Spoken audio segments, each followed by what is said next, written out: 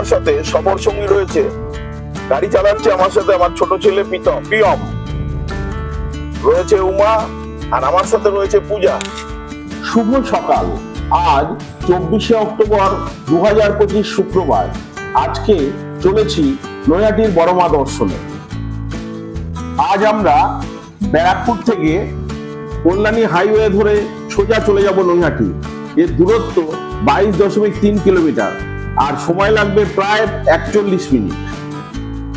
আপনারা যদি বাই রোডে শিয়ালদা থেকে নৈহাটিতে আসেন, আপনাদের সময় লাগবে 1 ঘন্টা 34 মিনিট আর 45 কিলোমিটার পথ আপনাদের পাড়ি দিতে হবে। আপনারা যদি রানাঘাট থেকে আসেন তাহলে আপনাদের 43.8 কিলোমিটার পথ পাড়ি দিতে হবে আর সময় লাগবে প্রায় 1 ঘন্টা। আপনারা যদি শিয়ালদা মেন লাইন থেকে যে কোনো ট্রেন ধরে নৈহাটিতে বড় মা দর্শনে আসেন, আপনাদের ওখান থেকে 37 কিলোমিটার রাস্তা পাড়ি দিয়ে আসতে হবে আর সময় লাগবে 1 ঘন্টা।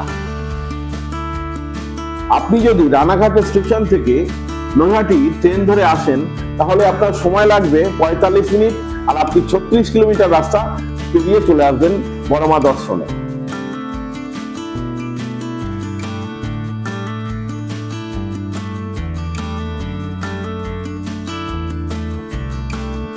আমরা এখান থেকে 22 কিলোমিটার, কল্যাণী 12 কিলোমিটার। নৈহাটির বড় মা হলেন সুবিশাল জাগ্রত কালী মূর্তি, যা 1923 সালে ভবেশ চক্রবর্তী নামে এক যুবক তিনি তৈরি করেছিলেন। তিনি নবদ্বীপের রাসের থেকে অনুপ্রাণিত হয়ে এই বিশাল 22 ফুট লম্বা প্রতিমাটি তৈরি করেছিলেন। প্রতি বছর এখানে হাজার হাজার লক্ষ লক্ষ ভক্তের সমাগম ঘটে, বিশেষ করে কালী পুজোর সময়। ভক্তগণের বিশ্বাস যে বড় মা অত্যন্ত জাগ্রত এবং তার কাছে সকল ভক্ত সমানভাবে পূজনীয়, আর যিনি যা মানত করেন তার মানত বড় মা পূরণ করে থাকেন। এই পুজো 100 বছরেরও বেশি পুরনো। এটি একটি ঐতিহ্য আর ভক্তদের কাছে এটি একটি অমোঘ প্রাণের প্রতীক।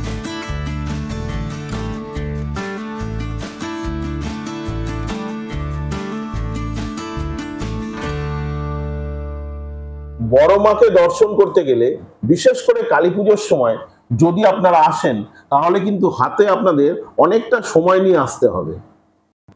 বড় মাকে দর্শন করতে গিয়ে যে রাস্তা দিয়ে আমরা ঢুকলাম, সেখানে প্রথমেই দেখলাম একটি ভূতের থিমের প্যান্ডেল।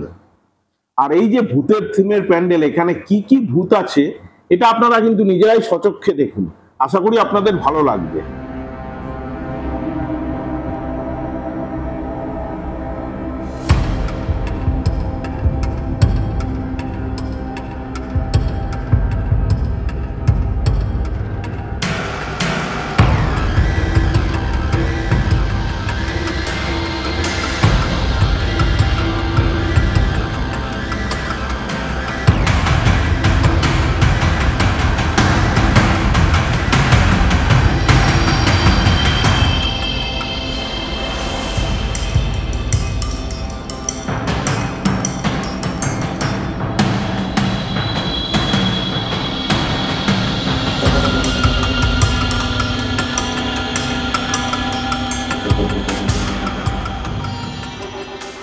গঙ্গার তীর দিয়ে আস্তে আস্তে দেখতে পেলাম মহাপীঠ তারাপীঠের একটি প্যান্ডেল। এখানে মাকে ডাকের সাজিয়ে মাকে পুজো করা হচ্ছে।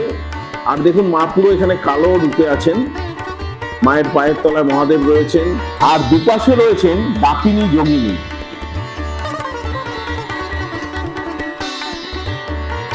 এরপরেই আমরা অপূর্ব মাকে একটু দর্শন করলাম। এখানে প্যান্ডেলে রয়েছেন শ্যামা মা। আর দেখুন, নৈহাটি মানেই কালী পুজো, আর কালী পুজো মানেই মায়ের অনেক রকম থিম এখানে পুজো হয়। ছোট মা রয়েছেন, বড় মা তো আছেনই, এছাড়া মেজো মাও রয়েছেন, আর বিভিন্ন রকমের কালী ঠাকুরের পুজো হয়। আর দেখুন, দেখতে দেখতে আমরা চলে আসলাম যেখানে দণ্ডি কাটা হচ্ছে, দেখতে পেলাম আমরা। দেখতে দেখতে আবার চলে এসছে একটি কালী পুজোর মণ্ডপে। এরপরেই আমরা পৌঁছে গেলাম বড় মার মেন বিল্ডিং এর সামনে। এখানেই বড় মা সারা বছর ধরে পূজিত হন শিলাবতী রূপে। আর মাকে এখানে পাশেই রয়েছে মায়ের প্যান্ডেল, সেই প্যান্ডেলও এবার আমরা দর্শন করব। দেখুন কত ভিড় এখানে। আজ শুক্রবার, এখন সময় সকাল 7টা, তবুও দেখুন কত ভিড় রয়েছে বড় মার প্যান্ডেলে মাকে দর্শন করার জন্য। মায়ের প্যান্ডেলের ঠিক ডান দিকেই রয়েছে একটা শিব মন্দির। আমরা শিব মন্দির চলে গেলাম বড় মার কাছে, বড় মাকে দর্শন করলাম।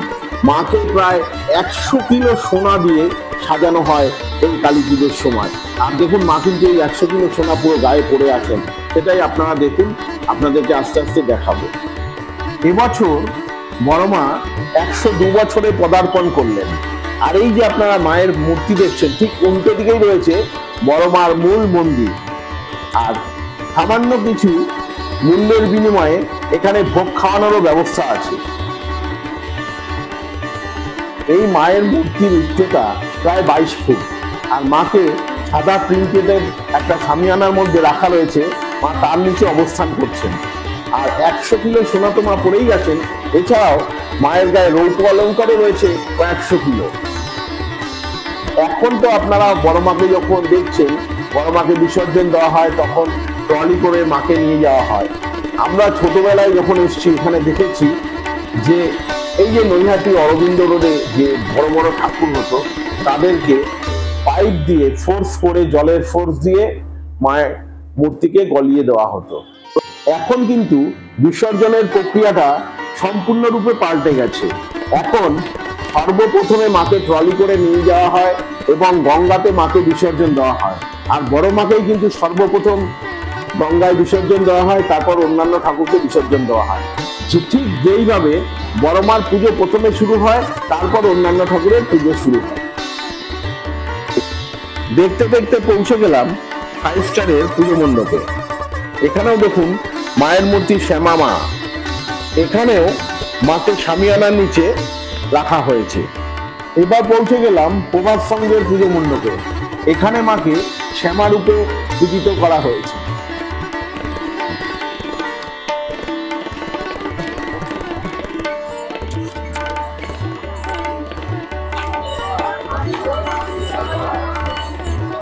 উমা পূজা বড় মাকে দেখে বেরিয়ে আসলো।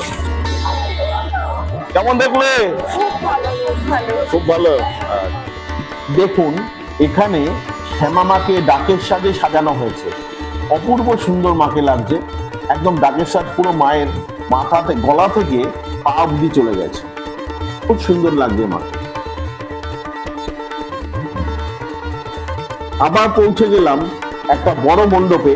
এখানেও মাকে শামিয়ানার নিচে রাখা হয়েছে, আর মাকে খুব সুন্দর করে এখানে সাজানো হয়েছে। প্যান্ডেলটাও খুব বড় করে তৈরি করা, ওপরে ঝাড় কিছু নেই, কিন্তু কাপড় দিয়ে ঝাড়বাতি তৈরি করা হয়েছে, তার মধ্যে লাইটও রয়েছে। খুব সুন্দর লাগছে এখানে মাকে। এখানেও মা ডাকের সাজে রয়েছেন, তবে ডাকের সাজটা এখানে কিন্তু খুব সুন্দর লাগছে, যেহেতু কালার করা রয়েছে ওই জন্য ডাকের সাজটা আরো সুন্দর লাগছে এখানে।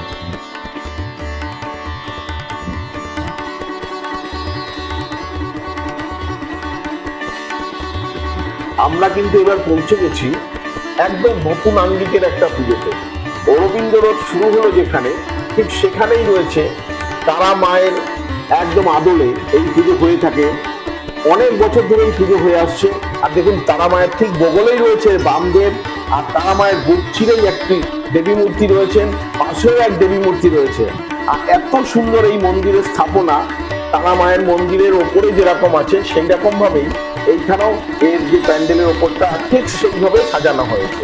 আর মাকে দেখুন এখানে অপূর্ব মূর্তি মায়ের। এইখান থেকেই পুজো শুরু। আর আমাদের ঠিক ডান দিকেই রয়েছে নৈহাটি স্টেশন।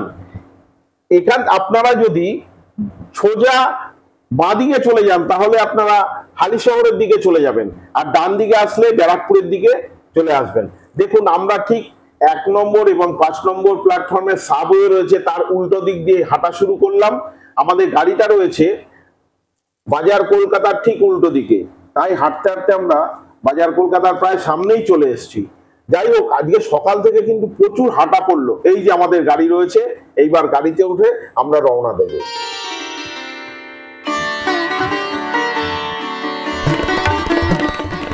ফেরার পথে 73 নম্বর যে বাস স্ট্যান্ড, যেই বাস নৈহাটি থেকে হাবড়া অব্দি যায় ঠিক সেই রুটেই রয়েছে একটি মন্দির। সেই মন্দিরটি দর্শন করলাম। সত্যিই সুন্দর লাগছে এই মন্দির, দেখার মতো মন্দির হয়েছে। আর সামনে ভেতরে রয়েছে যে মূর্তি, মায়ের মূর্তিও দর্শন করলাম। চলুন এবার দর্শন করাই আপনাদেরকে এই মূর্তি। অপূর্ব সাজে সজ্জিত, দেখুন মায়ের মূর্তি। এরকম প্যান্ডেলের কাজও খুব সুন্দর হয়েছে। ভূতের আঙ্গিকে প্যান্ডেল তৈরি করা হয়েছে। ওপরে ঝাড়বাতি দেখুন, সবকিছু আলো দিয়ে সজ্জিত, অপূর্ব প্যান্ডেল। চোখের আঁশ যেন মিটতেই চায় না। সমস্ত প্যান্ডেল দেখলে মনে হবে আবার একবার আসে এই প্যান্ডেলে।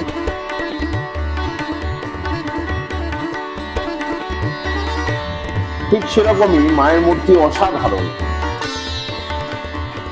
দেখলে আর চোখ ফেরানো যায় না।